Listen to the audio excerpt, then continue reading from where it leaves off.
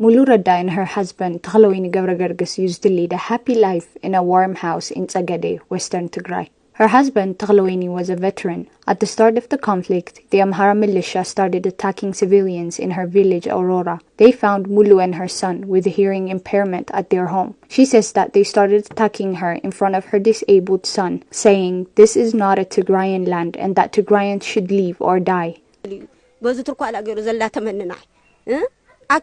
They came into my house and started beating me. My 20-year-old disabled son was made to watch while they were attacking me. He is unable to hear or speak, but that didn't stop them from beating me. Mulu fled to the woods to run away from the indiscriminate killing. After days in hiding, Mulu finally came out of the caves to check on her husband and child. She went home to find out that her husband has been killed days ago. Along with his fellow veterans, and her disabled son had been detained.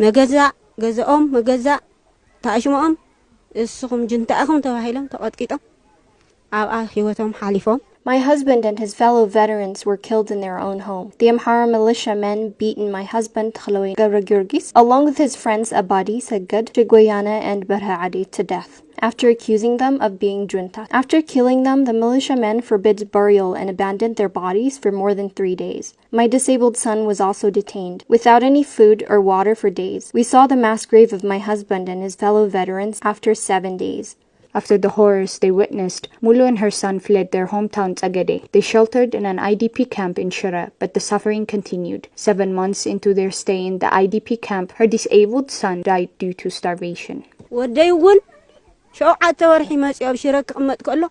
My son was sheltered here with me without adequate food. For 7 months, I saw my son's condition deteriorating on a daily basis due to lack of food. But I wasn't able to do anything. I had nothing to feed him. After months of suffering due to starvation, he lost the battle. He left me here alone to unite with his deceased father.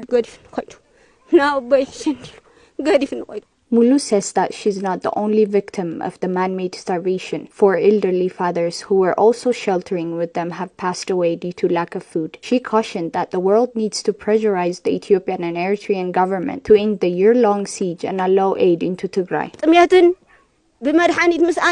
We are living here under an empty tent, suffering due to lack of food, water, medicine, and other essential items. 4 elderly fathers who used to live with us under this very tent died due to starvation. Including my son, 5 people have died due to man-made starvation from single tent. This is painful. The world needs to see us. The international community must help save our lives. The IDP camp in Shira is one of the overcrowded IDP centers, sheltering more than 600,000 IDPs in structures formerly built for schools.